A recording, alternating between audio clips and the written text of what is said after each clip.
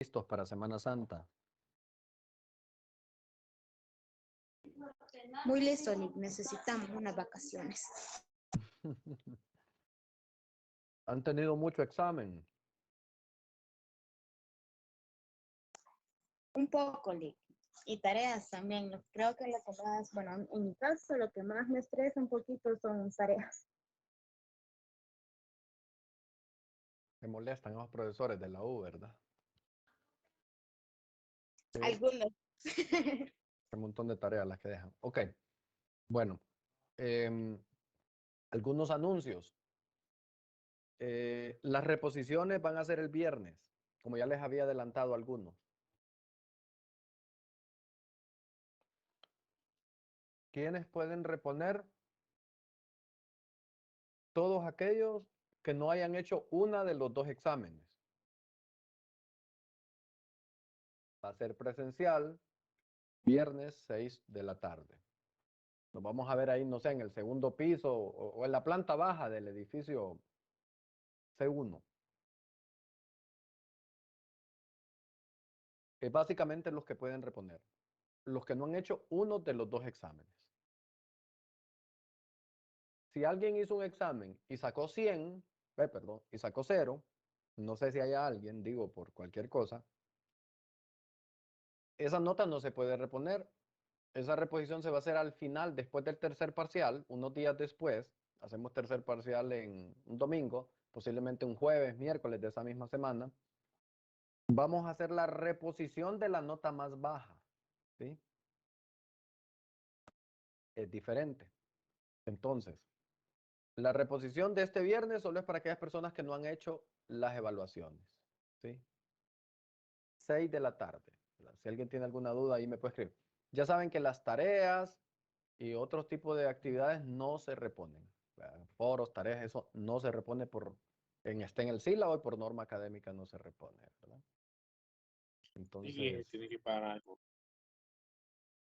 para estas reposiciones no, pero para la recuperación de la nota más baja sí hay que seguir las normas. Si eso está vigente, hay que pagar la boleta.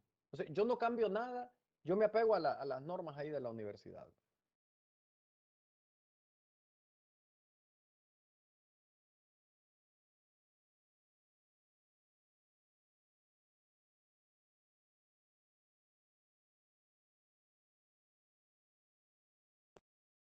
Solo resuelvo algo, me surgió por aquí, y ya vengo para que empecemos la clase y grabemos, ¿verdad? Entonces me dan un par de minutitos, solo resuelvo algo.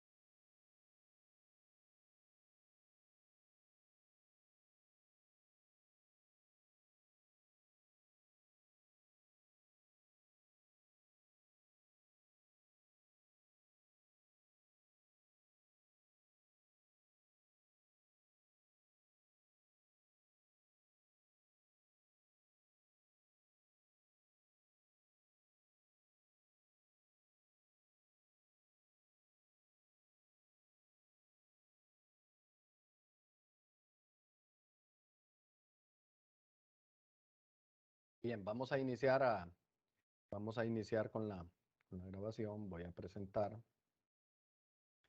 Y hoy vamos a iniciar con un tema súper interesante que se llama impuesto a las ganancias, Seguramente es un tema que ya han visto en alguna de las clases que llevan por ahí. Aquí lo vamos a ver respecto a las NIF para las pymes, sección 29.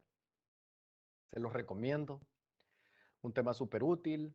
He tenido la oportunidad de trabajarlo y he notado que a la gente le cuesta trabajar este tema en la vida real. Entonces, tratemos de entender. De hecho, en muchos cursos, capacitaciones a entidades que han solicitado un curso o a personas que requieren que se les explique esta metodología, yo he utilizado este material para explicarlo, ¿verdad? Porque es un material súper pedagógico, pragmático. Si uno sigue paso a paso, uno va a entender el tema. Entonces, de veras, les invito, más allá de que es parte de la última evaluación, les invito a que pues traten pues de verdad, no tienen ese material.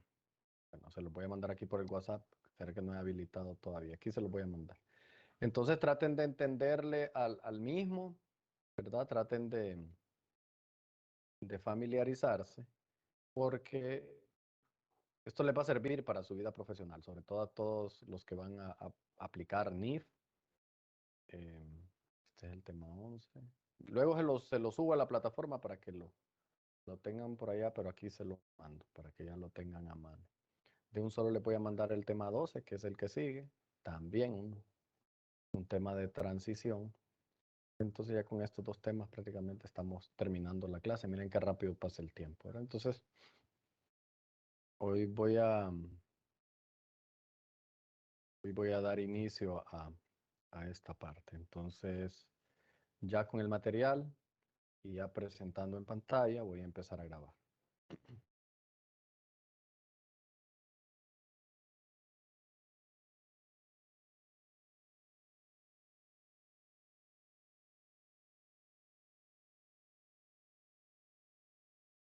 Buenas noches, estimados alumnos.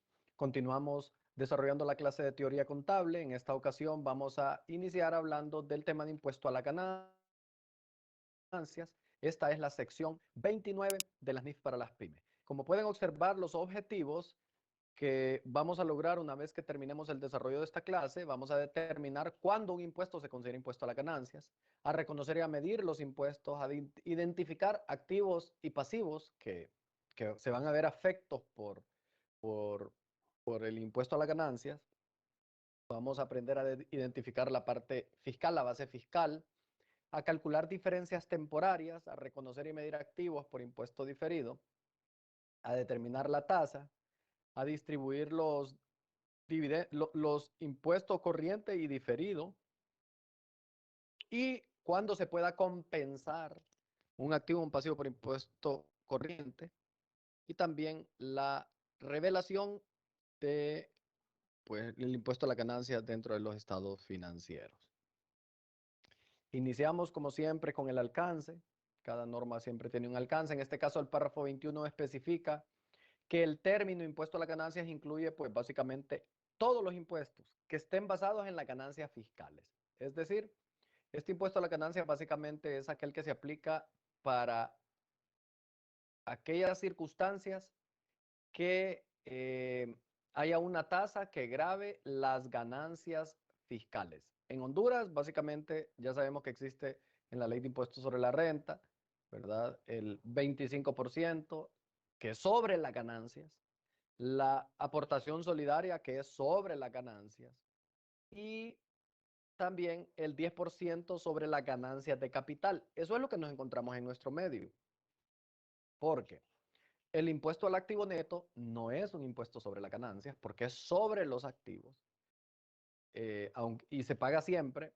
Y el impuesto sobre ingresos, porque hay un impuesto, ustedes saben, sobre ingresos para algunas entidades, entonces ese tampoco es impuesto a las ganancias. Muy importante, ¿no?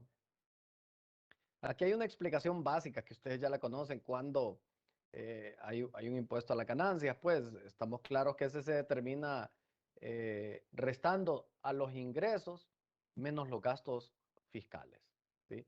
Es decir, mis ingresos gravables menos mis gastos deducibles, eso me va a dar mi renta neta, ¿verdad? Para poder calcular mi ganancia fiscal.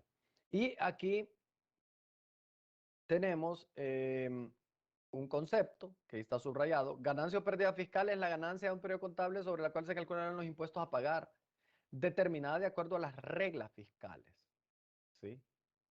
Es decir, las ganancias fiscales son aquellas que se calculan basado en las reglas fiscales. Este tema no es un tema fiscal, pero para entenderlo ustedes tienen que comprender de dónde se deriva todo esto. Luego, pues sigue dando una explicación, ¿verdad?, acerca de lo que son las ganancias. Pregunta que si los incentivos fiscales se encuentran dentro del alcance, pues obviamente dice aquí que las correcciones de valor en una depreciación acelerada, apresuran el ritmo para dar de baja al costo de una nueva partida, y eso pues tiene una repercusión fiscal, ¿verdad? Entonces, en ese caso,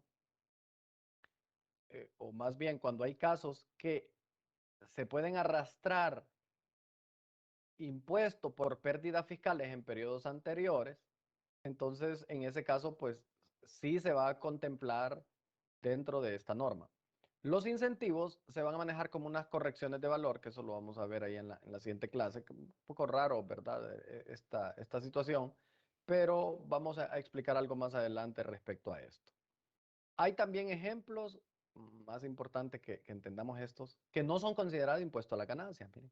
Y es el impuesto sobre venta, el impuesto consumo, el impuesto a la producción. Por ejemplo, el impuesto que cobra la alcaldía, comercio, industria y comercio, creo que se llama, producción, comercio, industria y comercio. Ese no es considerado un impuesto a las ganancias, porque no es calculado sobre las ganancias fiscales. Los impuestos que se le cargan a los empleados no son considerados impuestos a las ganancias tampoco.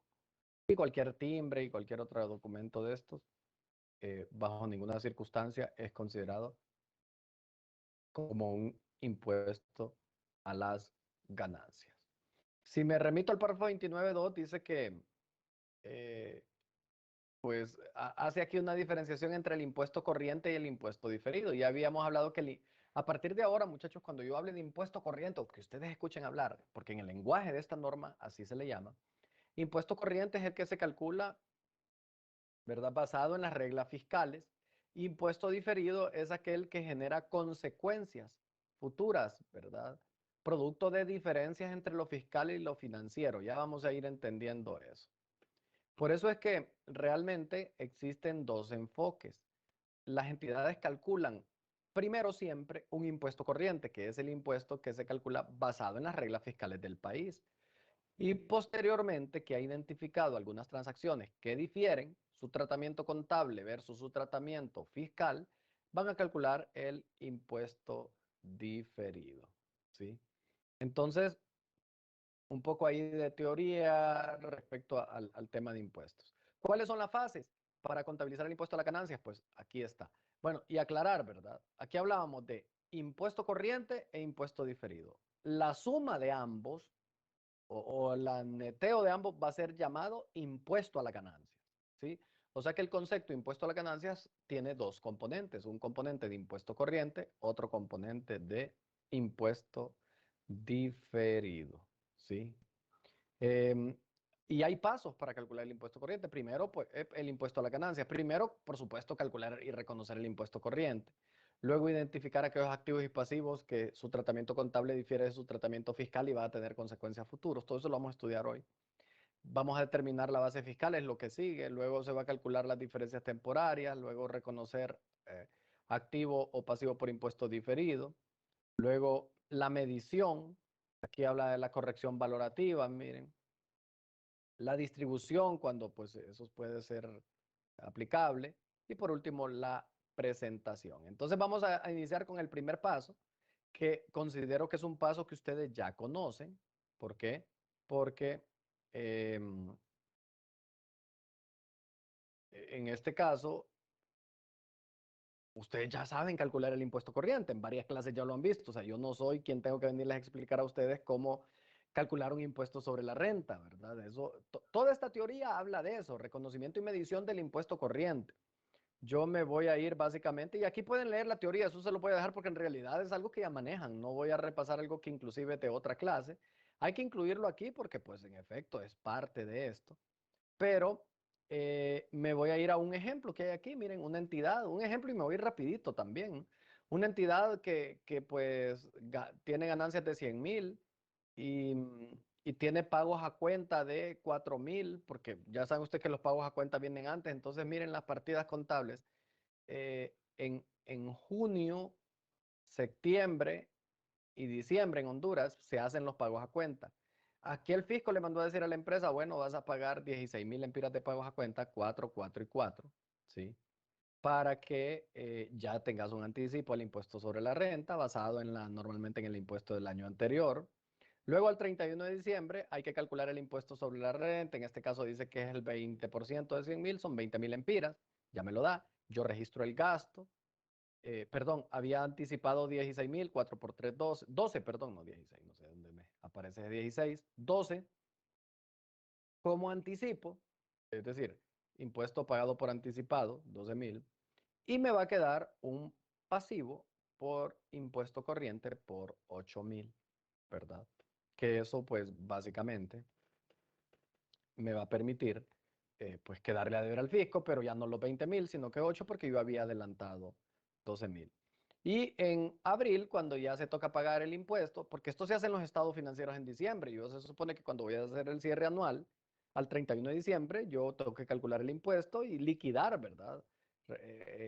Aplicar lo que había pagado anticipado y pues quedar a deber si es que no tengo un crédito fiscal.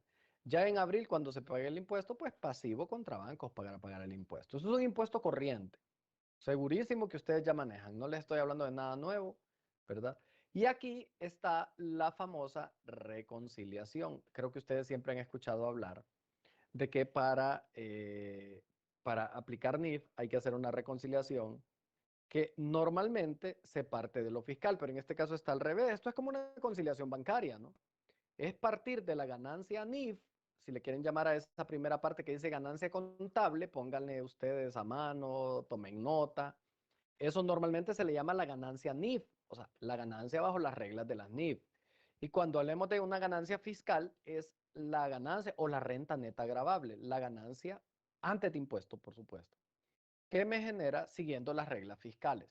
Vamos a dar una explicación. O sea, el ejercicio se los dejo para que ustedes lo analicen. No me interesa tanto, más bien me interesa explicarles de dónde surge esto. ¿Qué sucede en la vida real? En la vida real las empresas normalmente llevan su contabilidad basada en las reglas fiscales. ¿Por qué? Porque todo el mundo quiere cumplir con el fisco, ¿no? Eso es lógico. Todo el mundo quiere cumplir con el fisco, entonces lleva su contabilidad basada en las reglas fiscales. Paralelamente, dice, no, pues yo me quiero convertir NIF. Bueno, lleva su contabilidad bajo NIF. Ya nosotros estamos claros de que hay muchas transacciones que las reglas fiscales difieren de las reglas NIF. Y puedo mencionar algunas tantas. Por ejemplo, depreciaciones, vida útil, más bien dicho. Fiscalmente, usted un vehículo lo tiene que depreciar a 5 años, pero financieramente no tiene que ser así, bajo NIF. Porque bajo NIF me dice la norma que la vida útil de un activo será el tiempo durante el cual se espera que genere beneficios económicos futuros. Entonces, obviamente, difiere esto, ¿no? El tratamiento NIF difiere del tratamiento fiscal. Un poco para que lo tengamos claro de dónde surge. Y así funcionan las empresas. ¿Cuál es el ideal? Y creo que esto ya lo habíamos hablado en algún momento, que la empresa tuviese un sistema que le permita tener los dos marcos contables dentro del mismo sistema y que se concatenen, que no se duplique el esfuerzo. Para eso hay que invertir en diseño. Pero no siempre las empresas para llevar su NIF implementan en el sistema, sino que lo hacen manual, como ya les había comentado. Van llevando una historial de las conversiones en un Excel y en un Excel van manejando todas las partidas de ajuste. En ese caso, entonces, las empresas su parte NIF la llevan en un Excel prácticamente. ¿Es válido eso? Pues sí, es válido. ¿Es lo ideal? No, no es lo ideal. Lo ideal es llevarlo en el sistema, pero ¿y si no se puede? ¿Y si es muy caro? Tampoco es prohibido llevarlo en Excel, ¿no? Obviamente uno como auditor tiene que aplicar todas las procedimientos para evitar, en todo caso, que, evitar que se pierda la integridad de la información, pero hasta ahí, ¿no? Entonces, en ese caso, sepan de que existen dos contabilidades y no por evadir el fisco, que aclaro, ¿no? Sino que la contabilidad fiscal tiene sus reglas. Vaya, el pasivo laboral de la sección que estudiamos la vez pasada. El fisco, el tratamiento del pasivo laboral es que lo reconoce cuando usted lo paga. Pero la norma, si se fijan, en el ejercicio que les quedó de tarea, nosotros íbamos reconociendo un pasivo laboral en la medida que iba transcurriendo el tiempo, que un empleado iba teniendo derechos. Es un estimado contable. ¿Qué más? La estimación para cuentas incobrables bajo NIF es algo más de juicio, de análisis, y bajo el fisco hay una regla ahí, que el 1% de las ventas netas al crédito que no exceda del 10% de la cuenta por cobrar clientes, ¿sí? Entonces, para que vea usted, o para que vean ustedes que sí hay varias diferencias. Y ya las vamos a ir viendo, en la medida vayamos avanzando, vamos a ir viendo algunas diferencias. Hay muchos ejemplos de eso. Entonces, cuando esto sucede hay que hacer una conciliación, pues porque mi ganancia fiscal va a ser diferente a mi ganancia contable. Y yo aquí saco las diferencias, ¿verdad? Para llegar de una a otra. Esto es cuando la gente lleva en Excel, en Excel la parte NIF, que pues esto se tiene que hacer una conciliación. Si se llevara en el sistema es más fácil porque ya pues uno entra al sistema NIF o entra al sistema fiscal y uno tiene los resultados de acuerdo a lo que uno quiera ver. Miren que el impuesto a las ganancias, de acuerdo al reconocimiento general, dice que surge de la diferencia entre los importes reconocidos como activo y pasivo en el estado de situación y su reconocimiento por las autoridades fiscales. Es decir, yo puedo tener un activo con un saldo diferente al saldo NIF, porque pues así funciona, ¿no? El NIF me va a pedir unas reglas, el fisco me va a pedir otras, que es justamente lo que venimos hablando. Fíjense que aquí viene el primer paso. Activos y pasivos dice cuya recuperación no afectan las ganancias fiscales. Sin embargo, aquí hay activos, bueno, estos son activos y pasivos cuya recuperación no afectará a la ganancia fiscal. Este es el paso 1 de la metodología y este consiste, básicamente, miren, aquí lo estoy marcando, en identificar cuáles activos, ojo muchachos, ojo, cuáles activos y pasivos se espera que afecten la ganancia fiscal si se recuperasen o se liquidasen por su importe en libros. Es decir, yo siempre que leo esto, fíjense que lo primero que se me viene a la mente es qué complicado a veces la escritura, ¿verdad? Pero dicho de una manera más fácil, el primer paso es identificar aquellas transacciones que van a afectar el impuesto sobre la renta, que su tratamiento fiscal, su regla fiscal difiere de su regla NIF. Y ya les mencioné algunos. Una provisión por garantía, por ejemplo, una provisión por garantía bajo los aspectos fiscales no es reconocida, no es válida. Pero bajo los aspectos NIF, ustedes ya estudiaron, ya vieron cuáles son los requerimientos para reconocer una provisión por garantía. Entonces, pequeño trabajo este que tenemos como primer paso. Yo tendría que agarrar la balanza de comprobación, NIF o fiscal, y empezar a identificar esas diferencias. Para esto, ¿dónde estudio? Hay que saber, porque esto recoge todos los temas que hemos visto. O sea, esto lo obliga a usted a conocer de las leyes y lo obliga a reconocer de las NIF, a conocer de las NIF. Porque justamente en esa sinergia, podríamos decir, en ese conocimiento es cuando yo identifico diferencias. Es decir, para identificar una diferencia debo de conocer los dos elementos. Entonces ya ustedes han llevado mucha clase fiscal y ya ustedes han llevado mucha clase NIF. En teoría, pues ya reconocen los elementos. Y ahí les queda la teoría.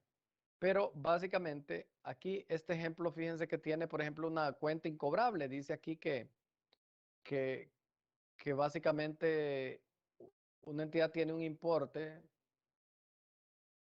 de clientes de 5,000 al cual no se le ha realizado ninguna reserva para cuentas incobrables. Dice, al recibir efectivo no se tendrán consecuencias fiscales porque los ingresos por actividades ya se incluyeron en el resultado fiscal. Dicho de una manera, fíjense que estos primeros ejemplos son transacciones que no afectan, o sea, que no tienen una afectación fiscal ni bajo NIF, ni, o sea, no tienen ninguna diferencia entre el tratamiento NIF y el tratamiento fiscal. ¿Qué sucede cuando usted vende al crédito un artículo? Es que es lo mismo, usted registra una cuenta por cobrar contra ingreso, contra ventas, tanto desde el lado del fisco como desde el lado de la norma. Entonces, no afecta la ganancia, no hay ningún impacto en este tema. Si usted compra un proveedor al crédito, compra inventario a un proveedor al crédito, va a cargar inventario, va a cargar almacén, lo que sea, contra cuenta por pagar proveedores. Eso no afecta la ganancia fiscal. Eso no afecta. O sea, ¿por qué? Porque fiscalmente usted también va a hacer lo mismo. No hay ninguna diferencia.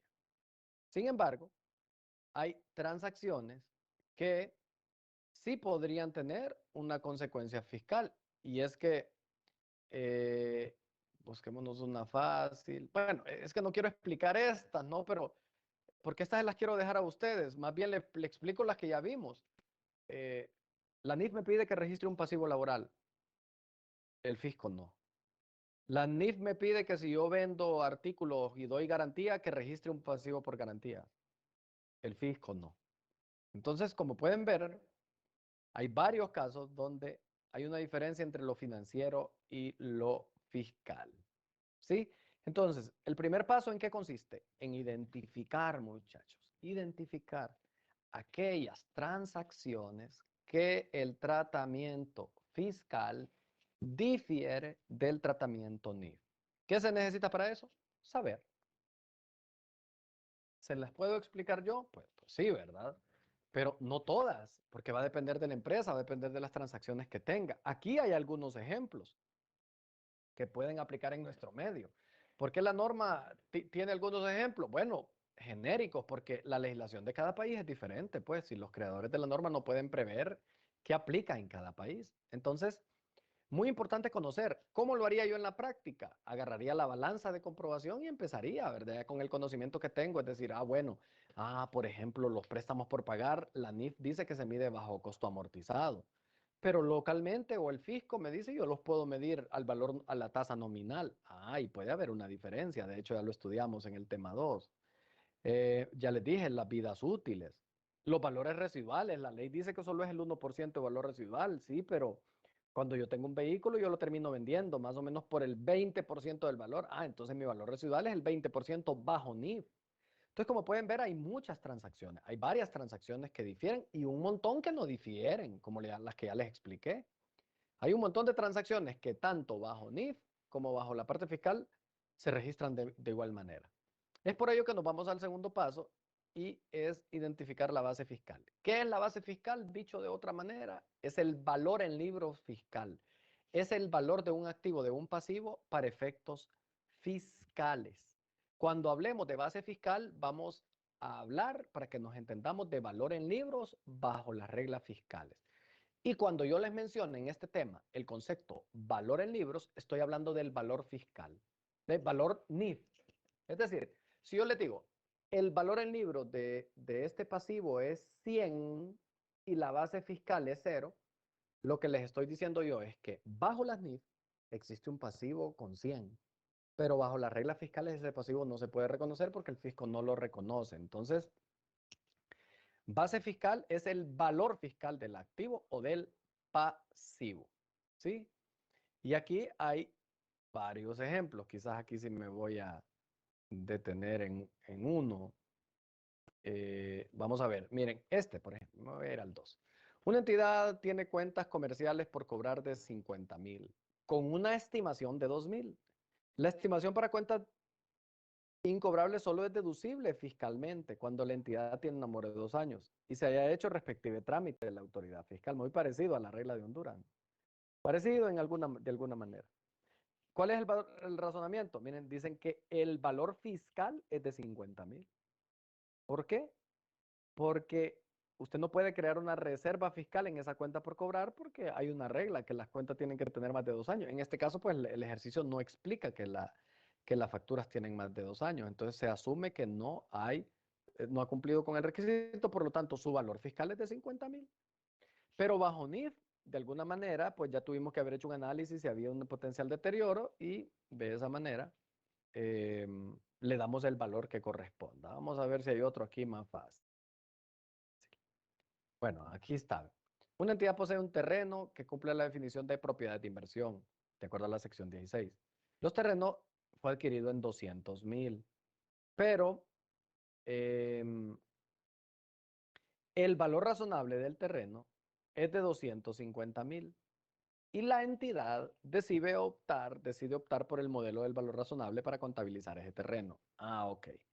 Si me voy a mi contabilidad fiscal, ¿cuánto es el valor del terreno? 200,000.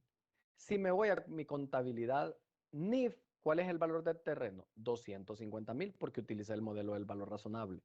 En ese sentido, entonces, si se fijan, ¿cuál es mi base fiscal? ¿200 o 250? Correcto, 200. Esa es mi base fiscal. ¿Por qué? Porque ese es mi valor bajo las reglas fiscales. Mi valor bajo NIF es 250,000. Entonces, así de fácil es determinar la base fiscal para que, y miren, les puse un montón de ejemplos. El paso 3, que son las diferencias temporarias, es algo que se saca restando y sumando. Aquí hay un cuadrito, vean ustedes, porque estos mismos ejemplos se le vienen dando seguimiento desde el primero, por eso se van a dar gusto leyendo esta norma, desde el primer ejemplo hasta el último. O sea, siempre se vienen repitiendo desde el primer paso. Por ejemplo, aquí está el terreno, miren, me voy a agarrar de este ejemplo. Valor en libros, 250,000. Base fiscal, 200,000 o valor fiscal, 200,000. ¿Cuál es la diferencia temporaria? 50,000. La diferencia temporaria se calcula como la diferencia entre el valor en libros. ¿Qué dijimos que era valor en libros? Para ir repasando, es el valor bajo las NIF. La base fiscal es el valor bajo las reglas fiscales. Entonces, mi diferencia temporaria es la diferencia entre un valor y otro.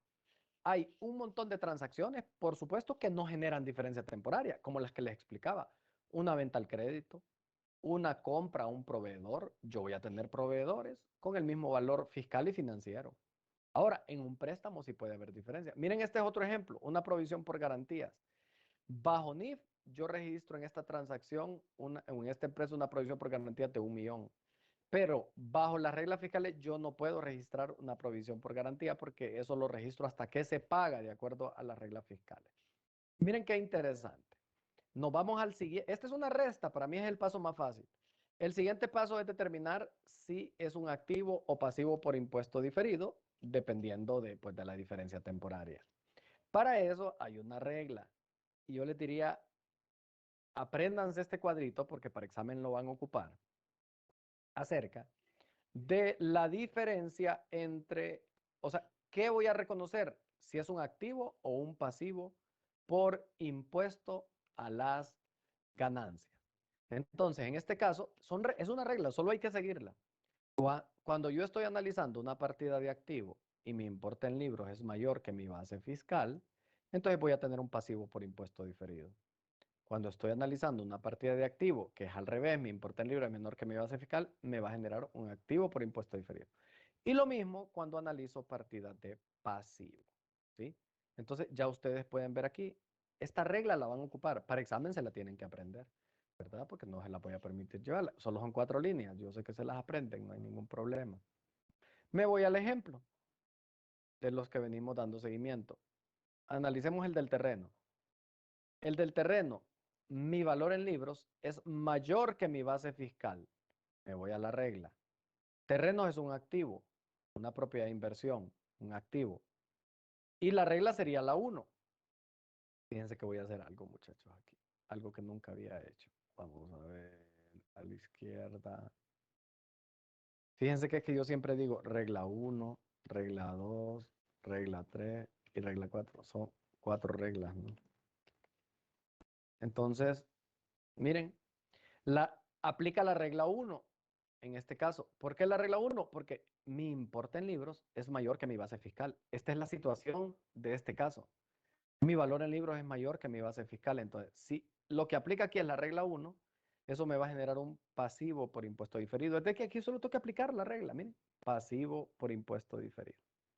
Veamos en un caso, vamos a ver si hay algún caso contrario, donde mi valor en libros. Estos son costos de investigación. Mi valor en libros es 0 y mi base fiscal es 500. Eso me va a dar un activo por impuesto diferido. La aplica la regla 2. Mi importe en libros es menor que mi base fiscal. Es un activo por impuesto diferido. Miren. Si me voy a los pasivos, una provisión por garantía. El valor en libros es mayor que la base fiscal. Valor en libros, importe en libros mayor que la base fiscal. Aplica la regla 3. Me va a dar un activo por impuesto diferido. Miren, activo por impuesto diferido. Entonces, solo es de aplicar la regla, muchachos. Y a usted le va a dar activo o pasivo por impuesto diferido. Y así sucesivamente, estos análisis los voy haciendo. Y luego, para ir cerrando, me voy con la parte de medición. Es decir, ¿qué tasa voy a utilizar para medir porque aquí lo que determiné es si era activo o pasivo. Pero ¿y el valor? Recuerden que voy armando este cuadrito por cada uno de los ejemplos que inicié y ya llegué hasta activo o pasivo. Entonces ahora es medición, aplicarle un valor.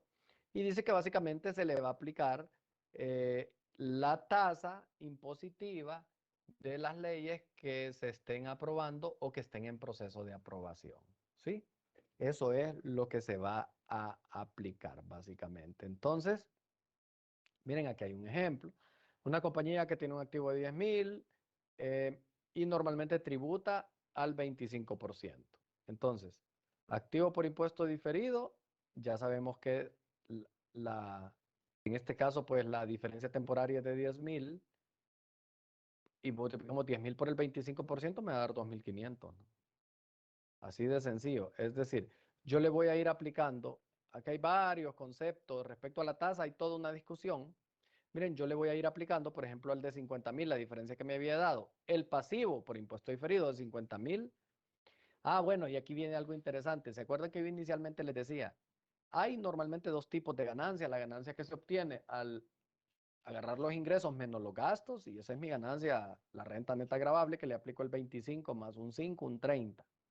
Pero cuando yo estoy hablando de ganancias de capital, básicamente yo cuando tengo una ganancia de capital no pago el 30% de impuesto, pago el 10% de ganancias de capital. Entonces por eso en terreno y inversiones en acciones, dice aquí, se paga solo el 10 porque se espera que lo mismo se recuperen mediante la venta y no mediante el uso, ¿sí?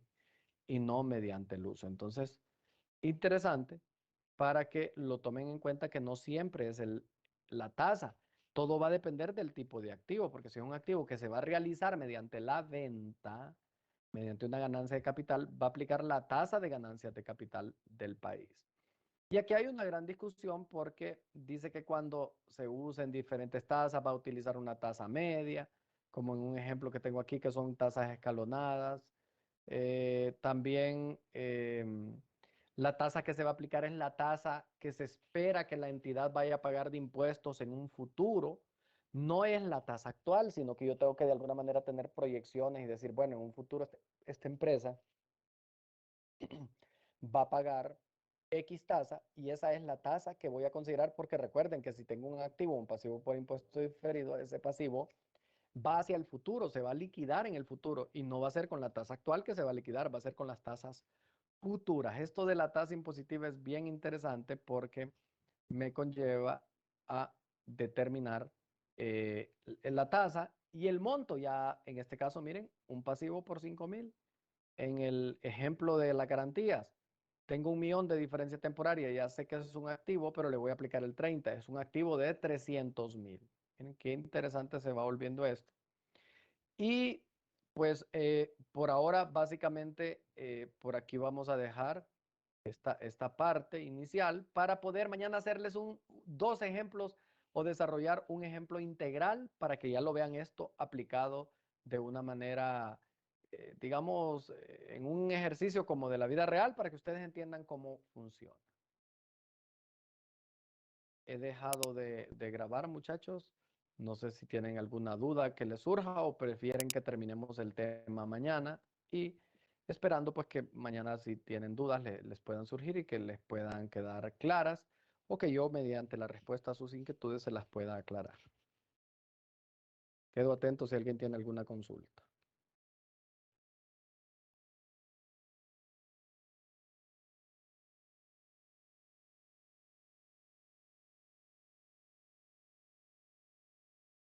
Creo que sería mañana.